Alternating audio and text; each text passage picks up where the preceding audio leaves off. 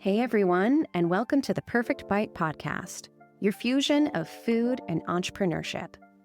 You'll hear stories from chefs, restaurateurs, CPG brands, and more from the food and bev industry. All of them are at different points in their journeys, talking about their experiences and how they've cooked up something new. Let's dig in. Hi everyone, and welcome back to the Perfect Bite podcast. I'm your host, Sarah Perkins. Before my Perfect Bite days and even my startup years, I was just a young girl in her 20s in Chicago, hustling in the lifestyle media scene. There were a few big names during that time we all looked up to, and I can't believe one of them is a guest on today's show. Her journey has been incredibly inspirational, from food and lifestyle media icon to editor at large at In Touch magazine, to now media brand entrepreneur and executive director of a culinary arts education nonprofit. Please welcome executive director of the Foundation for Culinary Arts and founder of Casa De Orio, Catherine De Orio. Hi, Catherine. Hi, how are you? I am so well. How are you? I'm so excited to meet with you and just hear everything that's going on. Well, I'm excited to chat with you. And that was quite an intro, so thanks. I barely had to write it myself. You've got just such a background that a lot of people still look up to and everything you're doing today. So thank you for help paving the way. I mean, if you look at all the work you were doing on Check Please and other instances, there are still shows and moments today that you were the OG. You laid the groundwork. Thank you. Thank you. I know it makes me feel very old. You're not, no, don't. Just feel, wow, I got a lot done so far. You got a lot done at such a young age. Look at you. Yeah, I know. And now I'm learning from all the ones, everyone coming up because everything's changed so much. But it's kind of Holy interesting. cow.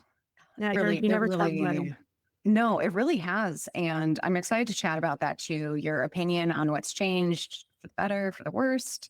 There are a lot of things happening even in real time. I'm excited for us to talk about. Well, let's take things back all the way to the beginning. When did you first fall in love with food? What were your favorite foods as a kid? And what was eating like in your household growing up? Wow. Eating was a very important part of my childhood. So come from an Italian family. And so there was like a few rules at our house. And one of them was that we all had to eat dinner as a family. So after school, my brother and I could go play with our friends or do whatever, but we had to be home every night for dinner to eat when my father came home from work. So very traditional, no TV on, no radio on. It was a time for us to come together as a family and spend time together. So food was always very central in my nuclear family, and then extend that out. And then every Sunday was, Sunday gravy at my Nona's house and with all of my cousins, like all of us just running around like maniacs. And so there was always just this kind of coming together at least once a week. And honestly, sometimes more. I always joke that if there was any reason to get together, like we did. And also, we all lived like a block or two from each other when I was growing Nice. up. So I could see about 40 family members in about 3 minutes flat. Holy So, cow. yeah. So I always say it was very like the kitchen table was something that we came to when we were happy, but it's also where we gathered when the family was going through challenges because of a death or something. So food has just been so formative. I just feel like I've just always seen it as such a way to like connect. It's always been more than just to eat. And it's not just about fortifying yourself and giving yourself sustenance. It's way beyond that. And so I just grew up seeing that. I've carried that forward into my life. And as a kid, I was really adventurous. My family was it's interesting because I wouldn't say they're like super adventurous eaters, and certainly not by today's standards. I mean, what I see some of my friends' kids eating, I'm like, what? They're good So, eaters. They are not the little like Midwestern kids. no, it's not all like fish sticks and like whatever, French fries and things. So I think it's for me though, we were not allowed to eat processed food. So Mm. everything in our house, my mom cooked everything from scratch. My father is a surgeon. He's retired now, but so he was very health conscious. So there was always vegetables. You had to have salad and it was like red meat only once a week, pasta even like only once a week. Wow. So we ate really healthy growing up. There wasn't strict. It's not like we didn't have anything good. It's just that we weren't allowed to eat processed food.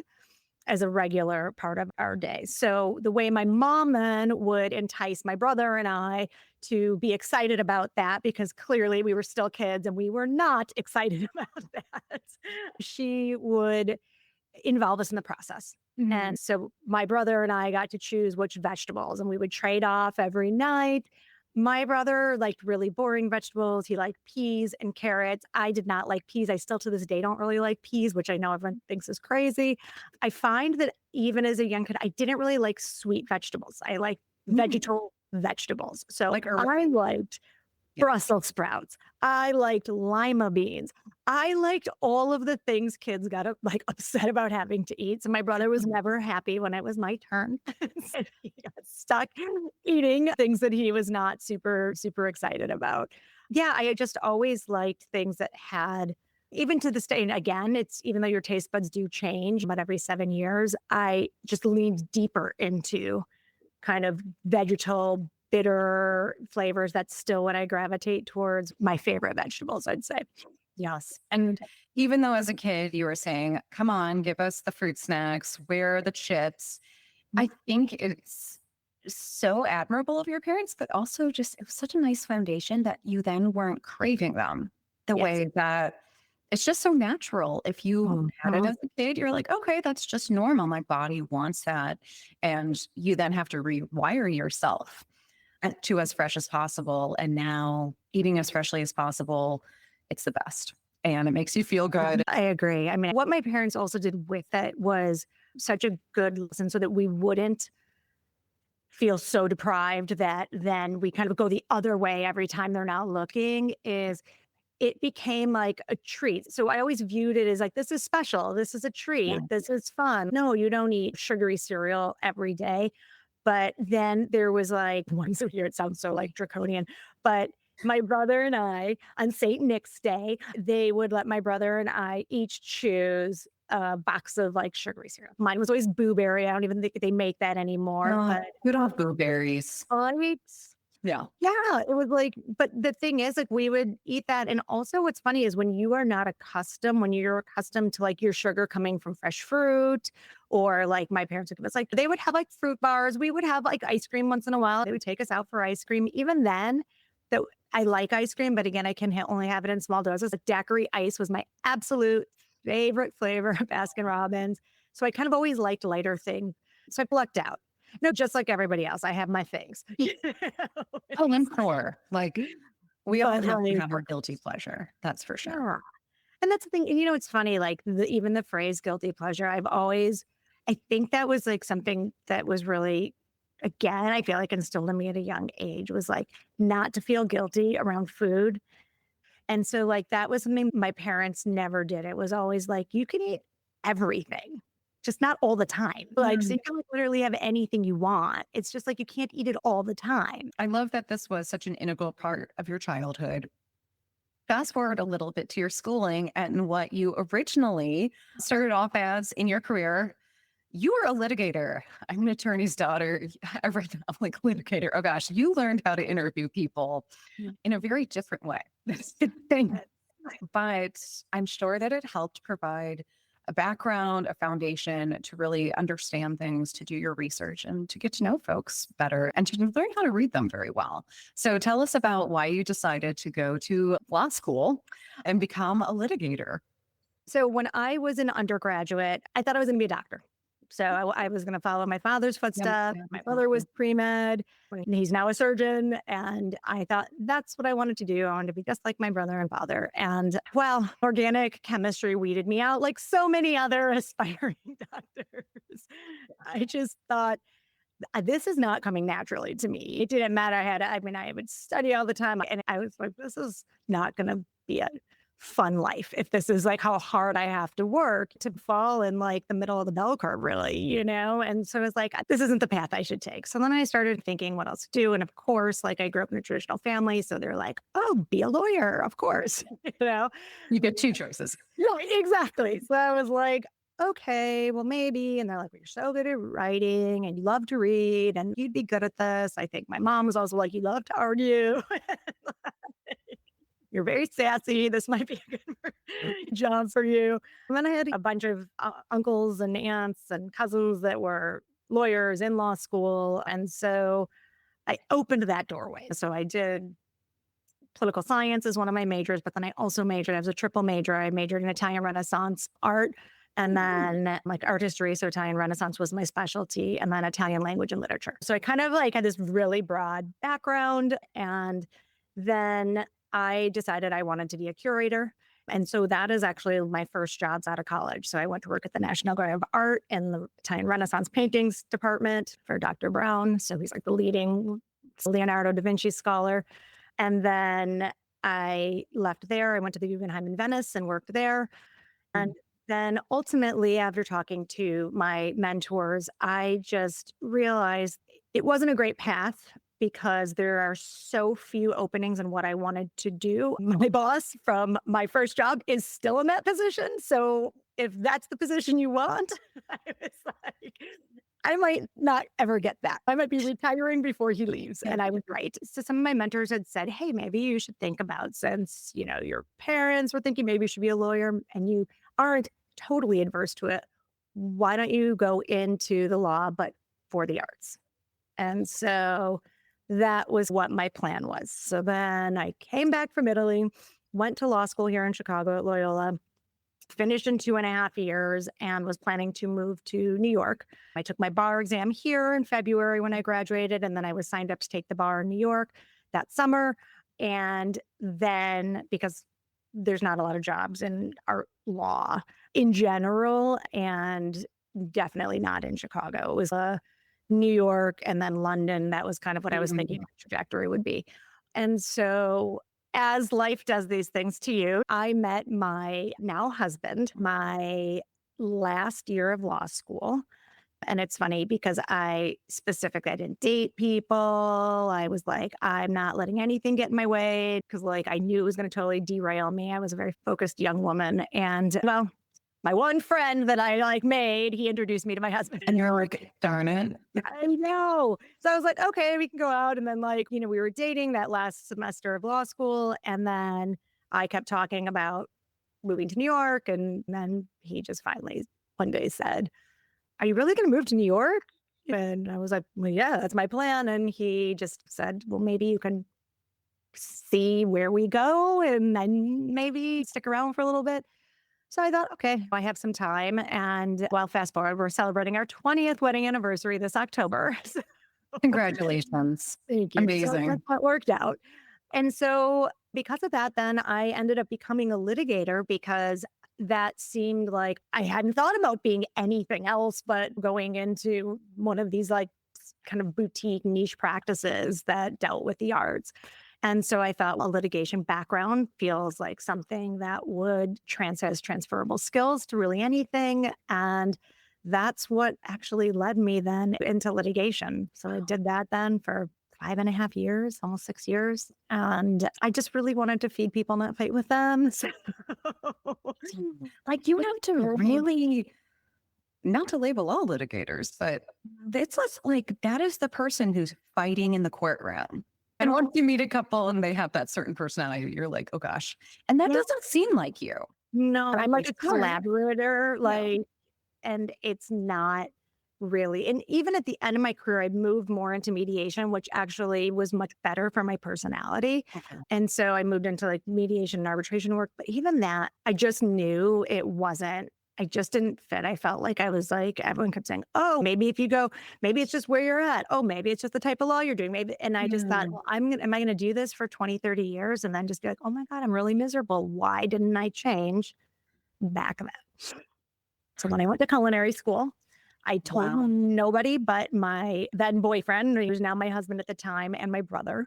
They were both forbidden from telling my parents because I was like, I am not going to hear what they have to say about this because I knew it wasn't going to be positive. It was not going to be encouraging. And I just thought this is hard enough to make a decision to do this that I didn't want to hear anything negative. So I just kind of kept myself in a little bubble. I went to culinary school nights and weekends while still working as a litigator. Oh my God. And You didn't sleep. no. And I was planning my wedding. Then I eventually got engaged during this time. Oh, And then I was no. planning my wedding. But you know what they say? It's like, if you want something done, give it to a busy woman. I mean, I got it all done. This is true. You got to keep going, basically. Yeah. And that's it. You learn to schedule, you learn to like really be efficient and organized. And the reality is, it was all such happy things that like it just felt like I was on the precipice of this just whole new life. And that really drives you. Yes. So that was that. Wow. So, what did it feel like while you were in culinary school and you were learning a different type of difficult job, difficult in different ways? And did you essentially think you were going to be a chef of some type or work in a restaurant? What was the idea for the path forward and what actually ended up happening? Yeah. So when I was working as a litigator, I would throw like elaborate parties. And I mean, elaborate. And I would cook everything from scratch. So I grew up cooking with my grandmother. My mom's a great cook, but she was like the busy mom, you know? So she's like, what's in the pantry? I just got home. What's in the pantry? What can I get on the table? My Nana Kay, who's like who I'm named after, and I'm just was so, so close to her.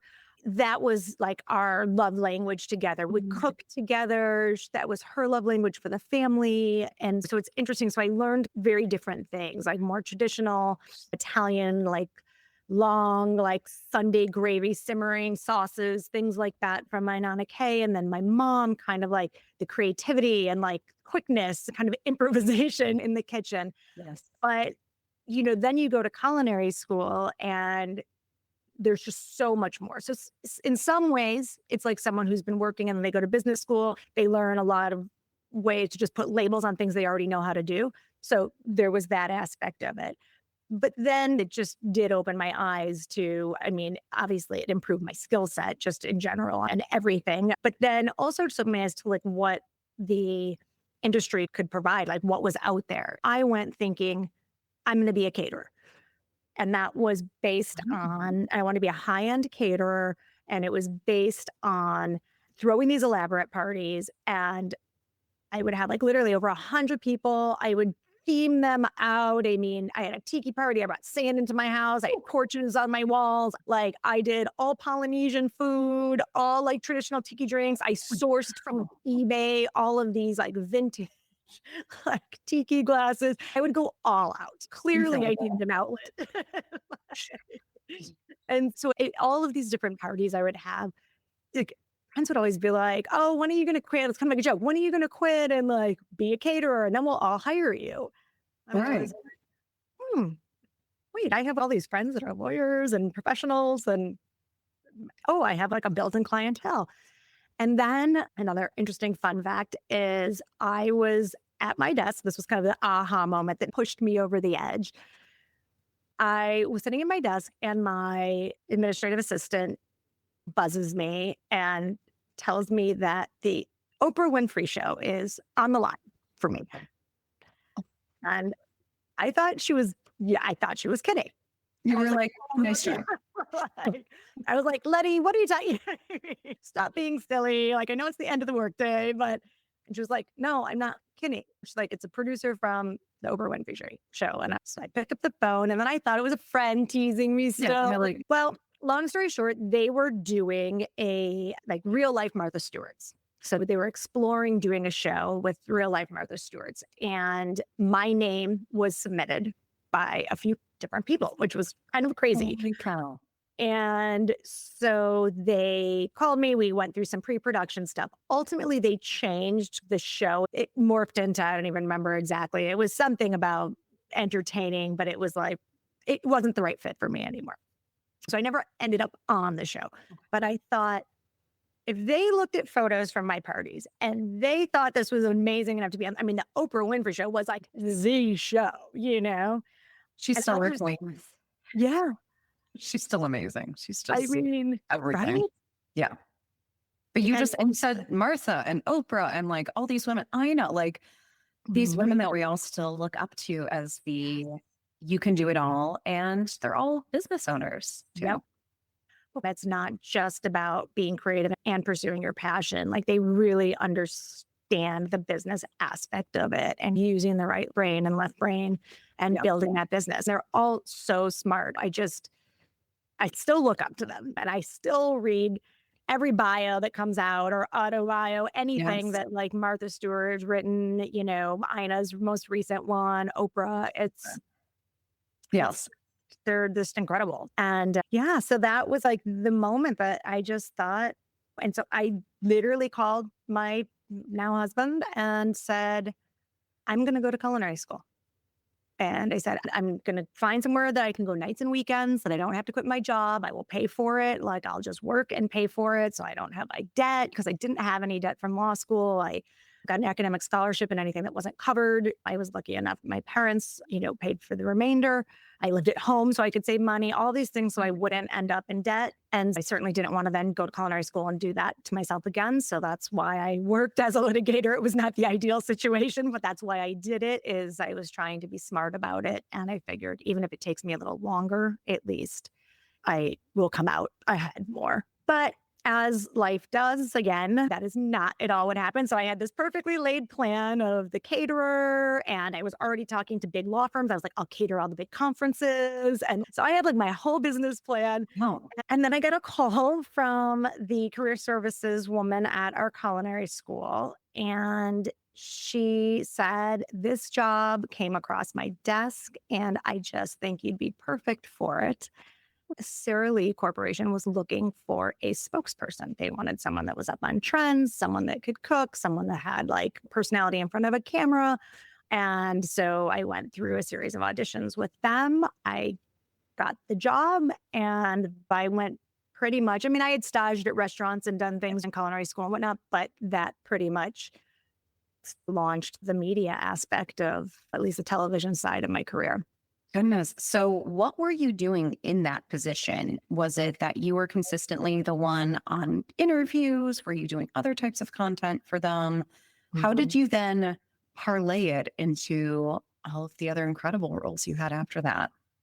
So I always say the position was almost like an OG influencer. And I kind of loathe the word influencer because everyone acts like it's a new term, but it's really not, right? And Right. in so many ways, it's like a spokesperson, which is what so many of them do. And so it was a kind of myriad like jobs within that one job. So anything from developing recipes. So it could be developing recipes for a television segment. Mm, It could be developing recipes on the backs of boxes, how to use things. So on different products of theirs. There was sometimes just like trend research. So that kind of understand what's happening, what you're seeing in restaurants. So again, it's a way to what should they be leaning in towards with their products. And then the television aspect. And that's what's so interesting is that's where like my litigation background really came into play. Because for me, being on live TV, making a pound cake, a paella or something yeah. is way less stressful than being grilled in like adversarial situation and Yeah. in my job as a litigator. And so believe me, like going in front of a judge for me was way more terrifying than going on TV. And it didn't matter how big the audience was because I liked what I was doing. I just felt like it was easy for me. And so having a newscaster toss me questions, I was used to thinking on my feet. And so it just really didn't. And it's interesting because you have obviously messaging that brands want to get across. But again, it's like you have a message you want to get across as a litigator. So many of these things were just basically just the same thing. It was just a different topic, a different venue for where I was Yeah. speaking. And I got to be more myself. I didn't have to be dour and sour. I Yeah. could be excited and happy. And so that's really what I ended up doing for them. And when it started small, like as they say, like everyone thinks I went from like, oh, like Cinderella moment. I just came out of school and all of a sudden I was like on the Today Show. No. Never You're overnight. no, Never it's overnight. like always 10 years. Your overnight story is like 10 years in the making, always, right? So you could probably name every small town in the US and if they had a television station, I was probably on it. I remember going to one place and I thought, I couldn't believe there was a television station. I was like, there is a police station, a school, and a Bible store here and a church. and the And same who could not? so in my little motel I was staying in. And so I did that. I traveled all over the place Mhm. and literally from West Coast to the East Coast, all the way down south, all the way up north. I kind of cut my teeth. And then eventually I got a segment on the Today Show. And then that parlayed into more segments on Today Show and Rachel Ray Show and Good Morning America and all of these other large scale shows. Cause it's kind of like once you've been vetted, they feel like, okay, she's not going to drop the ball on national TV Yep. because there's all kinds of people that are great and they have great ideas and they're amazing chefs. Quite frankly, like probably more talented, more, creative than I am, but they can't talk on TV and it's a skill set. It's a skill set Yes. like anything else. And so like while all that was going on, so obviously I had left the law then at this point, made the jump, was now traveling all over the place doing this. But in the interim, I was taking all kinds of, because it was interesting because it wasn't like a 9 to 5 job. So it's like when I was on the job, I was on the job. And when I didn't have a segment booked, I didn't have a segment booked. So I could take other work. So I started doing all kinds of things. I mean, I food styled my instructor from culinary school, my food styling instructor, she hired me on. So then I was doing Oh, food styling cool. for her, which was awesome. So I was like, I want to learn everything. And I also always thought I worked with food stylists for the television segments. And I'm a firm believer that like you don't have to be the best at it, but you should be able to do what you're asking people to do. So you have realistic expectations. It That's makes kind you of just like better that's first and very foremost. CEO mindset as well. You can't just be like, I'm in charge of everything, go do it. You really have to understand exactly what everyone's doing to make sure everything's Mhm. moving in the right direction. Like you've always been very detail oriented and pragmatic about your dreams, even when you said this might sound crazy, and then you still created a plan behind it. So I digress. I'm a planner. I understand. I'm a Virgo. I'm a planner. Same. Oh, When's your birthday? it was September 2nd. What about you? I'm August 28th. We find Are each you other. But yes, it also makes us like perfectionists during this time. I mean, did you have any sort of then pressure on yourself of where is this leading? What does this turn into? Because I get that too, where it's just so exciting as well to be like, let me try this. Let me dabble here now instead of being a super specialist in a singular area, which Yeah. sometimes that can also be like a little lonely, to be honest. When you feel like you're a generalist in some ways and you're just excited Mhm. about everything. And so that is my long-winded question of where did you find yourself during this time and where you thought you were going to go with it?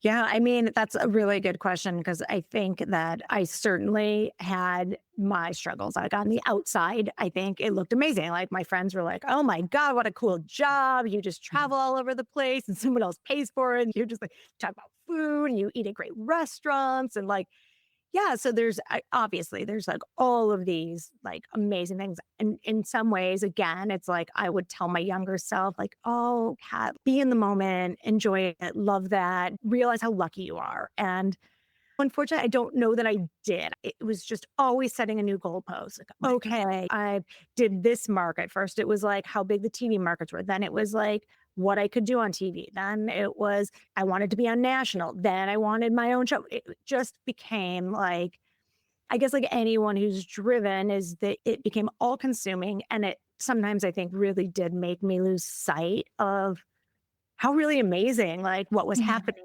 was because when I told people I was leaving the law, when I like eventually started telling everybody, very few people were like, oh my God, that's amazing. It Mhm. was, that's crazy. Or why are you going to do that? Or you should just cook as like a hobby. Or like, how are you going to make money? And so it was everyone just reflecting their own fears and Yes. in various ways. So with my parents, it's like, oh my God, is she going to come live with us forever? Why? Can we have a support or something? She's going to be calling home all the time asking for money to pay her rent. So I think they're like, oh my gosh, they had felt like, oh God, she went to law school. She's going to be okay. And now all of a sudden they were faced with this new kind of reality of, is she going to be okay? Yeah. So it doesn't always come from a bad place. And then other friends of mine that were attorneys, it sometimes that makes them have to look like, well, I'm not happy either. Should I be doing this? Should I be making a change too?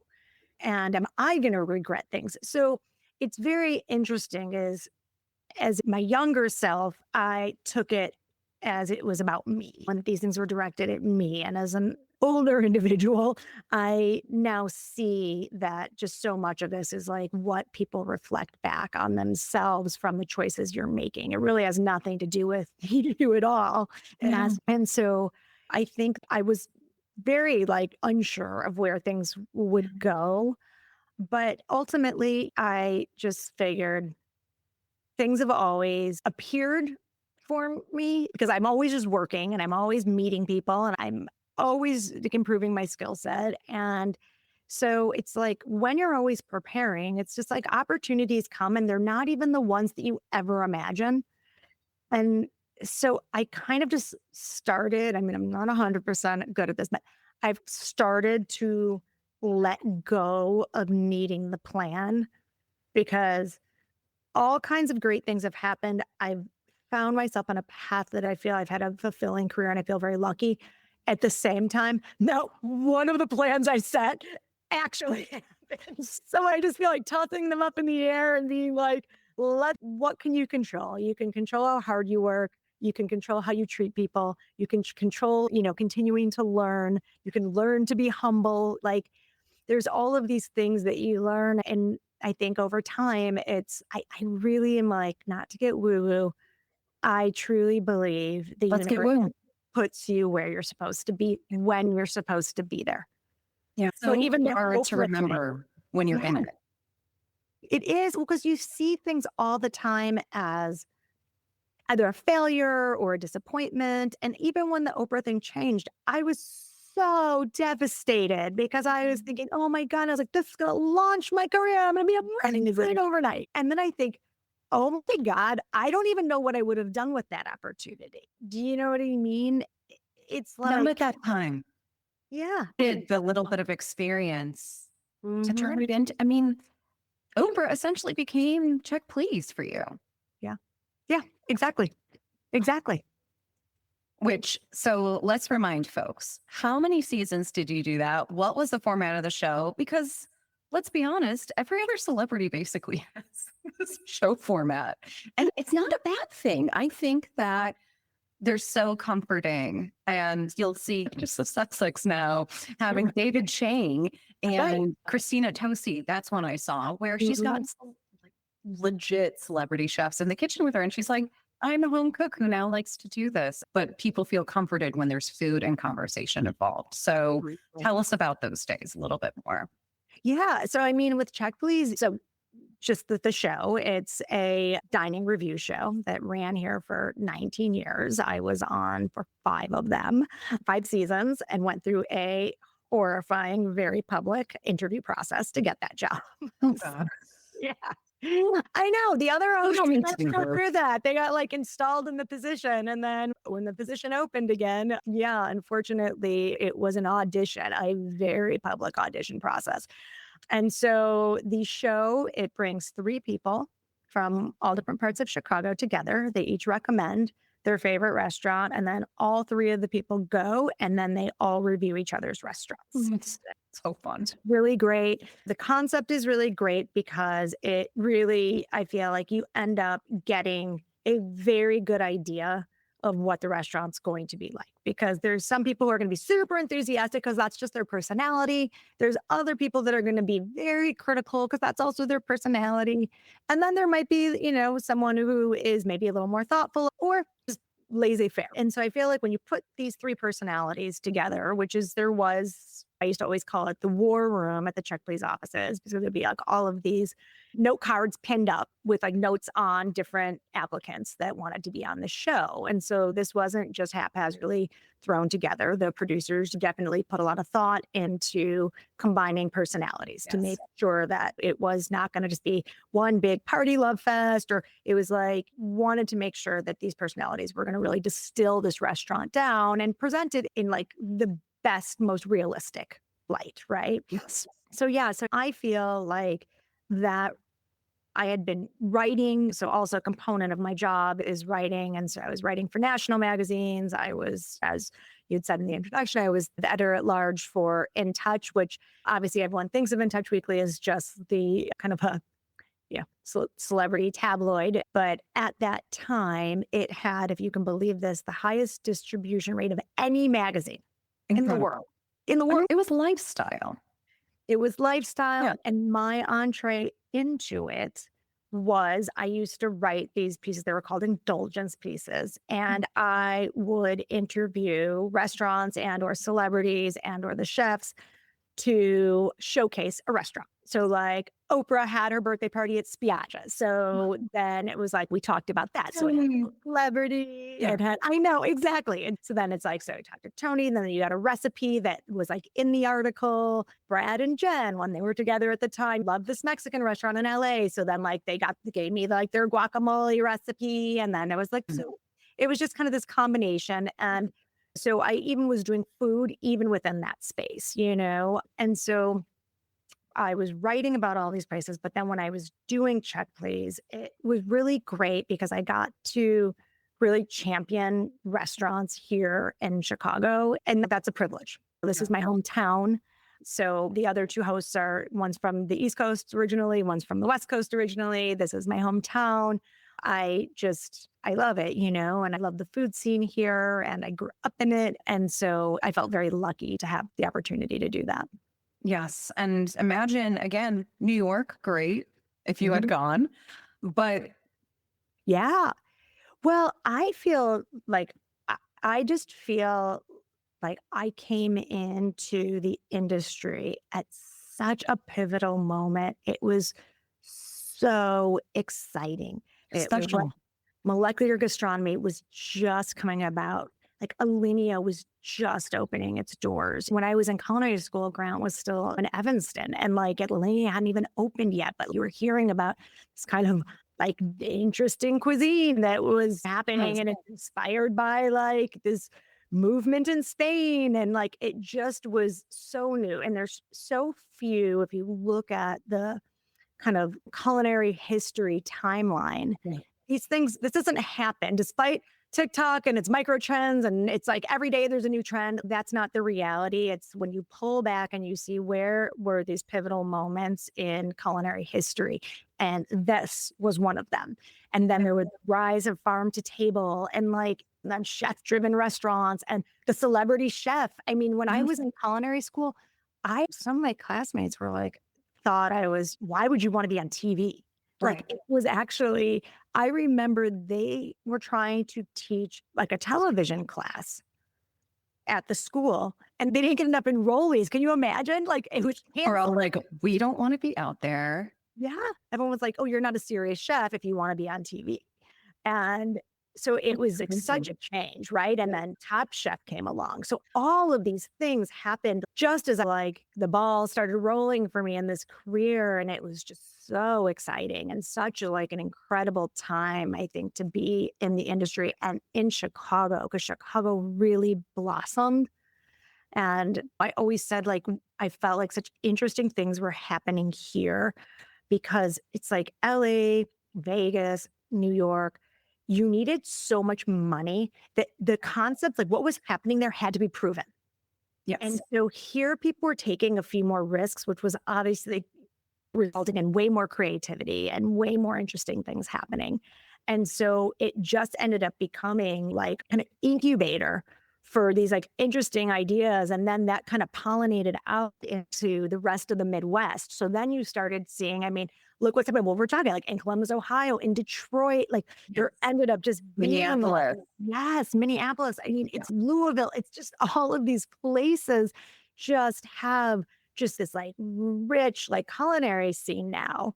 And I traveled to a lot of these places when I was doing early TV, and my options used to be Applebee's or, something. And who doesn't eat an Applebee's or Chili's every now and then? But Chicago, then being this epicenter, it bled out into the other quote unquote flyover states. Tell us about your next part of the journey here. So you have been executive director for the Foundation for Culinary Arts for about 11 years now. 11 years before. Goodness Congratulations. Happy anniversary. Tell us how you found yourself in this role and a little about the mission of the organization, how it's grown, and tell us about all the great work you all are doing. Yeah. So, as you said, I started about 11 years ago. I was actually being recruited to be on the board of directors for the organization. And during the course of the interview process for that and meeting the board, their executive director stepped down. And so they asked me, since I had such a broad network, if I knew anybody that would be good for the job. I said, "Oh, send me a job description. Yeah, I can see." So when they sent it to me, I looked at it and I thought, oh, this is like a perfect job for me. Like maybe me. Yeah, I was like, I don't know. Look, I throw my hat in the ring. It was when I took Check Please, they required me to step away from all of their media work just because they needed me to be impartial. So I couldn't be representing brands because then that would look like maybe PBS is behind, supports that. If it was writing about a restaurant, it would look like I am partial to that restaurant. So I needed to be an impartial figure on the show. So it wasn't about my opinion, it was about the guest's opinion. So because of that, I had to step away, which obviously, as you can imagine, really hit me and my pocketbook. So and Check Please wasn't a year-round job, because everyone doesn't realize you're not filming year-round. I would shoot from May till October, and then I was done. So this position, because it was aligned with the academic year at Kendall College, basically during my busiest season, it was the down season for the foundation. And at that time, the position was part-time. It was only a scholarshiping organization that gave scholarships to students that were pursuing a degree in the culinary arts or in hospitality as well. And so fast forward, it's now a very full-time job. We've expanded incredibly exponentially. So we went from a scholarshiping institution to now we run year-round programming. So in 2016, we started Yes Chef Culinary Camp. It's my baby. I just realized that if we are going to help students from under-resourced areas, we need to start getting them younger, not at college age. We need to start getting them in their formative years in high school. And so we started providing culinary training. It started as a one time a year camp. And like I said, we're now 5, we're year round. So we do them throughout the year. We're always adding new programming. This upcoming year, we're adding a mentorship program where we will be pairing promising students that want to go into the industry and maybe they don't want to go on for further training in culinary at the higher level, but they want to go right into, because quite frankly, some of my students don't have the luxury to go on to college. They need to, start working right away.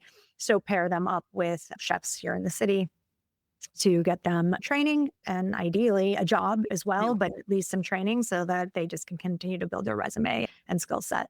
So that's very exciting. And then we still do give away a scholarship for our student this year. She just received it. She's starting school in 2 weeks. I can't believe it. She's been with us since she was a sophomore. And so it's amazing to watch her graduate. Yeah. Oh gosh, I feel like it's so emotional too. Yeah, the work we do with Trotter Project too, I feel like they're good friends, FFCA and Trotter Project. It's just we're all hoping for the future and seeing these kids who get so excited at a young age. Again, they're not just honestly, maybe it's okay that they play around on TikTok with it a bit if it leads to them saying, I'm going to help change the future of food and how we're all eating and cooking. So thank you for doing what you all are doing. Thank you. Well, thank you for letting me talk about it because we're just I love it. I love my kids. I always joke. I'm I didn't have kids. I have 100 a year.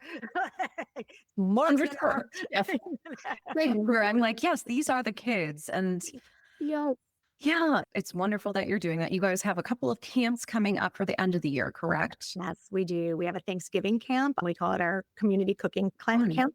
And so the students get to bring a parent or guardian with them. So they take the camp together and they learn how to brine, spatchcock, roast, carve a turkey, make all of the sides. And then they're given a turkey and a gift card to buy all the ingredients to make the meal for their family on the holiday. That's so special. That is a memory for them to come for many years and generations. Yeah. Like you said, when you and your brother were taught, everything is more fun when you're a kid, when you get to help make it yourself. Yes. And you get to feel oh, I'm the chef. This is my cooking show that's happening in the kitchen. Oh, totally. And it's like, I think it's so important too for that bonding. I just think, again, like gathering around a table, building that community within. We talk at the foundation about having three pillars. So culinary, culture, and community. And so the community aspect of it, it's not just the kids meeting kids from all over the city that also share the same passion as them, but it's also building that community over the table with their own family. And this is just one more way to do it. And at the holidays, when quite frankly, the holidays are not fun for everybody. They're stressful. They add added economic pressures. So if we can alleviate a little bit of that so that they can have a moment together as a family, we feel like it's just really fulfilling. I love that. How can folks who are listening in help for the giving season coming up here? So we'll include this in the show notes, but are there certain places to donate or a certain campaign that you want to push forward so that we can make sure that next year's goals are coming to fruition? Yeah, that would be great. So we do have sponsor a camper. So you can sponsor a camper for one of the boot camps. So we have a holiday baking boot camp, for instance, that would be $1,500 to sponsor the camper to come to that. Or you can sponsor a week long camp in the summer. That's $3,500. And then any donation helps us, when we put it towards our campers and getting so that we can expand how many students we reach each year. Another thing to do is a sponsor an equipment kit. So one of the things that COVID taught us, if you can believe it, it actually resulted in something very positive for us, is we had to pivot to digital virtual classes, obviously. So during that time, we couldn't take for granted that our students, because of their income bracket, had all of the equipment in their kitchen. I mean, many of them didn't even have a knife. They had like plastic knives, no cutting boards, not even a way to disinfect their kitchen necessarily. So we created these kits that included everything. Literally, we joked everything but the kitchen sink. I mean, pots, pans, small utensils, disinfecting kits, first aid kits, you name it. It was in like deli containers and labels so they can store food properly, everything. And so when we went back into in IRL, as the kids say, we found out from our surveys that those equipment kits were so helpful for the students. Mhm. I was able to continue to practice all of these things you just weren't really thinking about. Yeah. And we thought, oh, okay. So now we still give equipment. So they don't have the first aid kits, but they have all of the essentials for cooking so that after camp, our students can continue to practice and hone their skills. Because as anyone who cooks knows, it's not learning it once, it's repetition. It's just doing it over and over. So we give these amazing equipment kits, and you can sponsor an equipment kit as well. And all of this is on our website. So we do events throughout the year, but I say the best way to find out, because we're always doing something, is to go to foundationforculinaryarts.org or f4ca.org. And you can learn more about all of the ways to work with us, to donate, and even donating time, Yes. volunteering. We are always looking for advisory board members that we feel can contribute to what we're doing. Love it. Love it. Well, we'll make sure that all the details are there so folks can easily click and learn more here. Perfect. So, in addition to all of this year you decide to start your own media brand, Casa De Orio. So, we are leaning into the dolce vita lifestyle. Why did you decide to start it? What is the premise? And how are you looking to grow it? Yeah. So it's been probably 20 years in the making. Years ago, when I was first starting out, I was trying to start a website at the time. That was before social media even existed. And I tried to be like Martha Stewart overnight. Like my website was so robust, and I was one person. And it was just, and you still had a code and do all of these things. Needless to say, I failed. I didn't even get it off the ground. I mean, I put lots of money, lots of Sometimes. time, and yes. And so it's just something that I always knew, I have a distinct point of view. I have done work for so many brands, worked for so many different types of magazines, that you have to be a shapeshifter in those positions. You're talking about their brand, not your brand. And I always felt that I didn't necessarily have the ability to get my point of view out there, that nobody knew how I cook or how I entertain or how I live. And I thought, I have something to say too. And so for a while, I've been wanting to do Casa De Orio. And finally, I just said, on the eve of my 50th year, I said, I'm either going to do it and it's going to work, or I have to just put that to rest, but I can't have that window open in the back of my head, just draining my battery. And so launched it quietly this spring and I've been building it. And back to that idea of the plan, I knew exactly what I wanted to do, what I want to say. But as I grow, I know there's a few different ways that I'm kind of thinking I want Yeah. to grow. But I'm also being open to the universe because it's not just about building a lifestyle brand, but it's about building that community that I really love around food and design and just lifestyle in general and all the things that make life beautiful. And I think that right now, everybody can use a little beauty in their life and Mhm. happiness. And so I really want to just lean into that. And so as I build it, it can be found at Casa De Orio on social media. CasaDeOrio.com is the website. I write about food. So from recipes to restaurant reviews, travel, beauty wellness, which is the dolce vita part of it, and then design, which fun fact, I finished my interior design degree at Parsons during the pandemic. So, Wow. Oh so my gosh, how fun. yeah, I mean, I think I just have a lot of energy, although it's tapering off a little bit. So I said to my husband, I said, if I ever get an idea about going back to school again, I said, please snuff that out. Cool.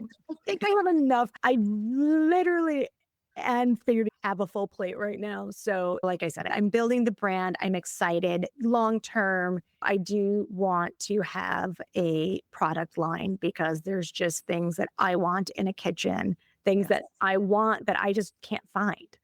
And I really love that. And that will bring in some of my design background now and just again, bring it all together. Incredible. Have you started monetizing yet, or are you in the process with your business plan of like, here are the revenue streams I know can be possible? Yeah, I've started much as like just the kind of tried and true things, affiliate marketing, but now I'm starting to be tapped to do creative work for other brands. Nice. So based on the aesthetic of Casa De Orio. So yeah, so it's being monetized. And I think that was a thing as I decided that I want it because it's what I do outside of my so-called 9 to 5, even though running a not-for-profit is never 9 to 5, but outside of the 9 to 5, it's where I spend my time and it's what I love to do. And I decided I just want to make sure it's right, that I'm doing it the way I want to do it. I'm not doing it because I need money. And because that's again always something that can dampen the creative endeavor. As we're Sure. seeing in media right now, it's just you're seeing a lot of recycled ideas, not new ideas, because they just need proven ideas, a lot of pay for play, a lot of just folding magazines because they can't get revenue streams. And I thought, as I always say, I was like, I have something to say. I'm going to say it. My people will find me. And if it ends up just being a beautiful journey for me, Yeah, then it's still worth it. I feel that too. I feel happy every time I do these, every time I edit them. I'm like, I don't know how many listeners will come in, but this is such a joy. And so thank you for sharing that piece of advice and a piece of encouragement. Because there's some days where you're like, where is everyone? Yeah. Where are they? Do they not? Is this bad? And like you said, it's that steady growth Yes. towards that. But it's just, again, that idea of, I think we're so bombarded with like, someone's thing went viral and all of a sudden they have 1 million followers and you're like, oh my gosh, I've been doing this and like nobody even knows I'm here. But it's Wow. yeah, you feel like, oh my gosh, is this like a waste of my time? But I think that I just am really a believer that if you do what you love and you do it the right way, you don't chase the trends, you don't chase people. Like your superpower is your voice. And like your people are going to find that.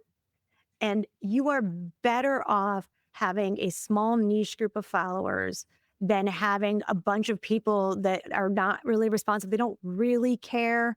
It's just one of those things where I'm like, I've just worked with so many people over the years and so many brands that sometimes you see people chasing things and it never works because it never rings authentic. And so I think you just stay authentic, you stay the course. And like I said,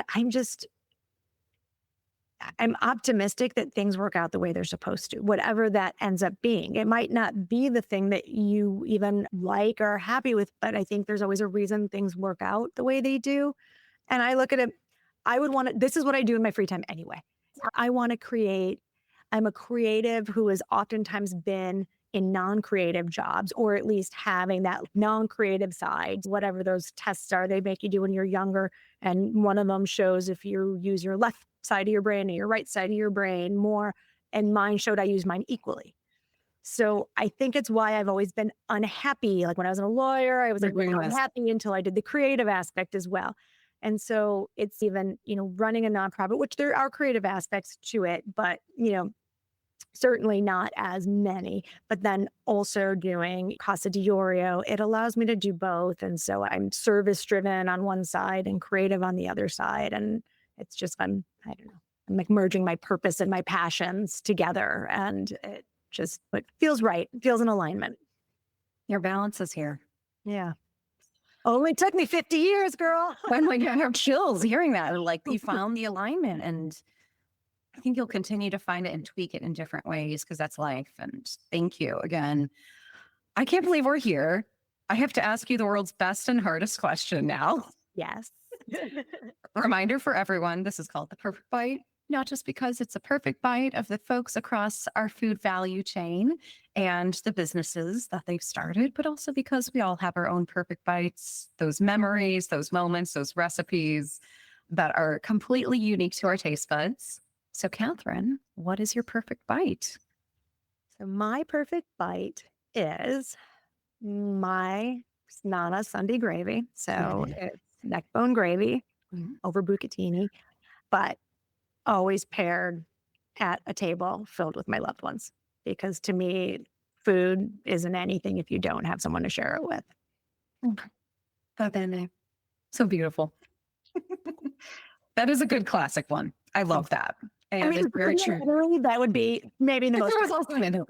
That's a whole other episode about your life in Italy that we didn't really touch on. Oh, I would love. I could talk about that. That's over cocktails. Oh, God, for real. Catherine, this has been incredible. Thank you again so much for your time and your stories, your advice. Just a quick reminder where folks can find you, Casa De Orio, and Foundation for Culinary Arts on social, the websites, and venues.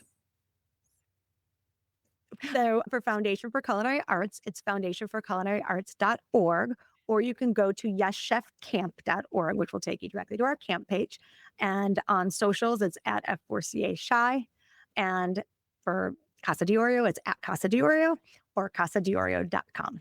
Perfect. Perfect. Everyone, thank you again so much for listening in. This was Catherine De Orio's Perfect Bite. Thanks for tuning in to The Perfect Bite today. You can listen to future episodes on Apple Podcasts, Spotify, and anywhere else you listen to podcasts. Thanks in advance for subscribing, rating, and reviewing. You can follow The Perfect Bite on social media at Perfect Bite Pod. Now go get something good to eat.